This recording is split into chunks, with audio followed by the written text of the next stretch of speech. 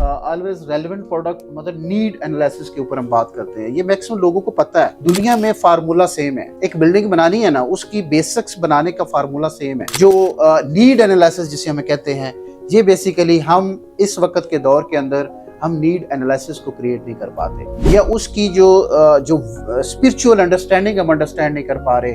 आपके पास क्लाइंट आता है, हम उसके अंदर ये एनालाइज नहीं कर पा रहे कि यार वो हमसे चाहता क्या है।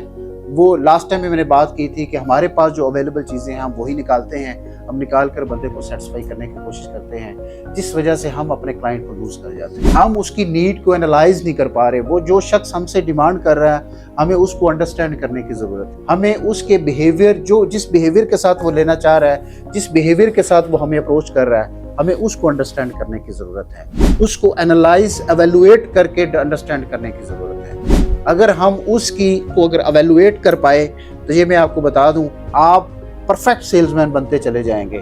क्योंकि हम अपना जुगाड़ लगाने के चक्कर में होते हैं, हम बेसिकली उस शख्स को एंगेज कर रहे हैं अपने बेनिफिट के लिए, और इसी वजह से हम जो है ना वो क्लाइंट भी लूज कर जाते हैं। और हम अपनी जो हमने एक ग्राफ बनाया है सेल्स का, उसमें भी हमें जो है ना वो अप एंड डाउन्स बहुत ज़्यादा मिकदार में फेस करनी पड़ती है। सो इसी तरीके से रियल एस्टेट, चूँकि हम ओवरऑल बाकी प्रोडक्ट्स के ऊपर बहुत सारे लोग काम करते रहे हैं, मैंने भी किया है, लेकिन रियल एस्टेट चूँकि बड़ी प्रोडक्ट है, बड़ी प्रोडक्ट में से एक ये टूथपेस्ट बेचना नहीं है, ये प्लॉट बेचना है।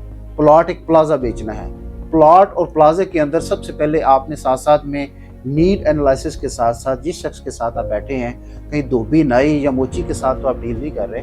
आपने ये भी अंडरस्टैंड करना है कि क्या कोई क्वालिटी शख्स है जिसके साथ, क्योंकि यहाँ पर आपका वक्त बड़ा मैटर करता है, हर अदारे में हर सेटअप में करता है। बट यहाँ पर आप वही अगर टाइम अगर उन 10 क्वालिटी लोगों के साथ बैठ कर लगा देंगे, उन्हीं की नीड को अगर आप एनालाइज कर लेंगे, उन्हीं को अगर रेफरल अंडरस्टैंड कर लेंगे आपका, तो फिर आप इसके अंदर आपकी कामयाबी के चांसेस बहुत ज़्यादा होते हैं।